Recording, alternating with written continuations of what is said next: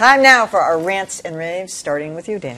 Well, I have a rant directed at no one in particular, but just at the continued slide in the value of newspapers, which continues to threaten the future of newspapers.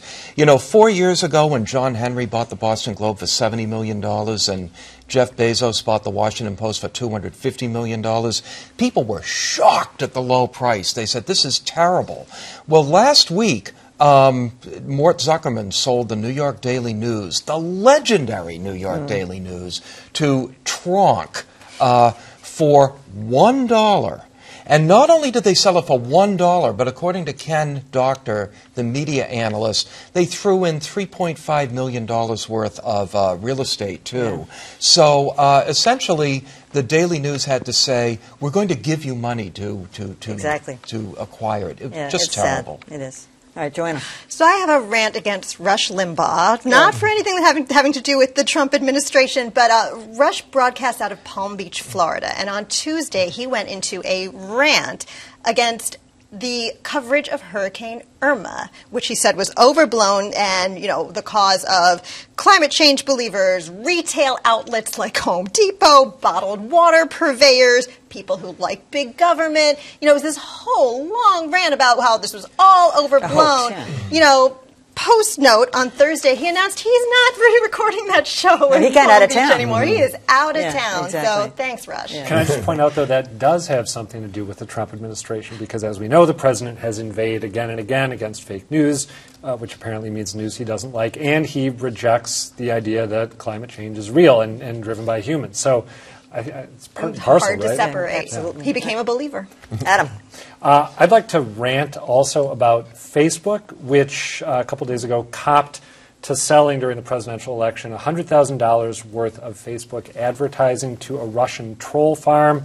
These Russian trolls apparently used that ad buy to plant stories aimed at destabilizing the U.S. election, stories that got into incendiary themes and topics, which presumably pushed people to vote in a certain way.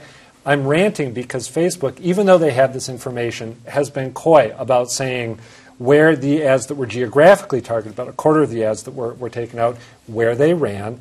They are not telling us more detail about the ads, including who the ads were aimed at helping, which obviously is the million-dollar question. So maybe that'll come out, but I think when you've screwed up as much as Facebook did in allowing this purchase, you got to come clean. Dan. Well, I have a rave for Alex Beam's column this week in the Boston Globe about really being critical and going after dentists who are not being willing to treat people, lower income people, seniors, not accepting Medicare or Medicaid. And, you know, he did use some strong language, and there was some pushback on that when he referred to dentists as Dr. Evil. So they were basically painting them as just going after the dollar and not wanting to take care of the people who can't afford and need good oral health. So I don't necessarily agree with that. I think that was strong language. But this is an issue. It's not a new issue. It's been around for a long time. And I'm glad that he's taking a look at it, and I think there are some dentists who go around the country and do nothing but free services. And exactly, you're right. Fantastic. And maybe more could have been made of that in the column, but I still think that this is an issue that we don't talk about enough. And there are a lot of people out there who end up having other more difficult health problems because they couldn't take care of their mouth. All right, I have a rave tonight for the Boston Herald, who, in a bold move today, in an editor's note, basically took on the Boston Globe. The Boston Globe prints the Boston Herald, as we all know, and they said that, you know, they've had all these production problems. They said, we are upset that the paper you count on for the best news, sports, and entertainment coverage in Boston is poorly reproduced, frequently late, or not delivered to our home delivery customers or at a retail store. Sadly, the printing problems that plagued the Globes 81 days ago have not been corrected. John Henry, in a note to Globe readers like 3 weeks ago, said that they hope to have these problems solved by Labor Day. They have not been solved.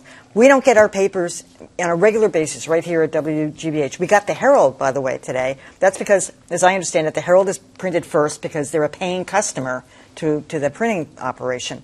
We only got the Boston Herald and the Wall Street Journal. No Times, no Globe, and that's been a frequent problem all summer long. And by the way, a corporation like this doesn't bother, getting its money back. So, many, many weeks. This has quietly turned into a major crisis And and I think it's why is going it to be so quiet? less quiet. I don't know. I think we're still exhausted from the home delivery Yeah, fiasco maybe. 2 years ago. We're the only ones talking about it.